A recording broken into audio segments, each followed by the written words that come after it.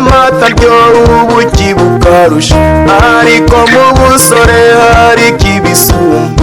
Kurebana akana ko mu jisho n'umugeni, iyo amabi adaherukwa akana sinamenye.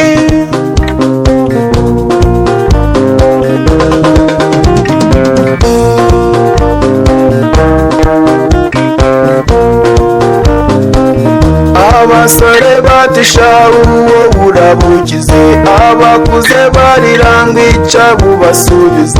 Ukicinga icaratindi ndanka muganzanya, nawe ubwo sinamenye izabihanagura.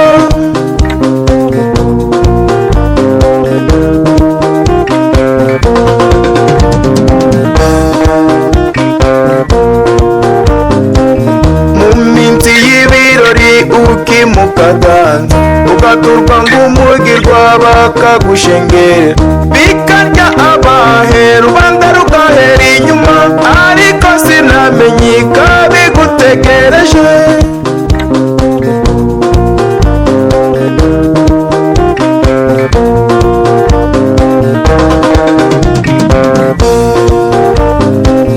Ukasasirwa butware ukonswa bucuke, inzoga y'enero igahora ku musego, ariko sinamenye izabiheruka, ariko sinamenye izabiheruka.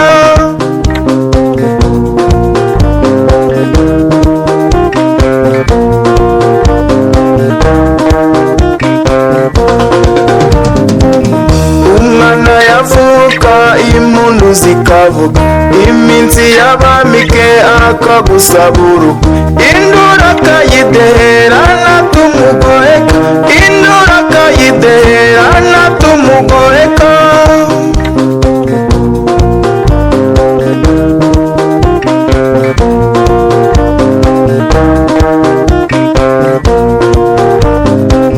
Wabura ukubigira ukajya imahanga, utamburira ubusa awuzwi bakaguseka. Inzira ry'amahanga ikakubona ukandika, inzira ry'amahanga ikakubona ukandika.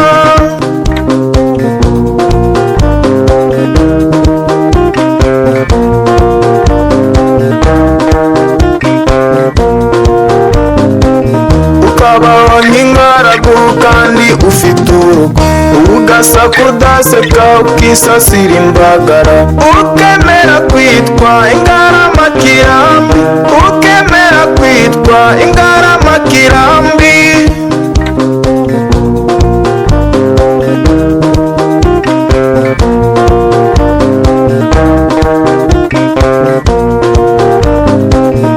Wabura icyo utora utihehe n'u Rwanda, ubundi wakibona ugahura n'inteshwa, ukibagirwa ko wazanywe n'itabaro, ukibagirwa ko wazanywe n'itabaro.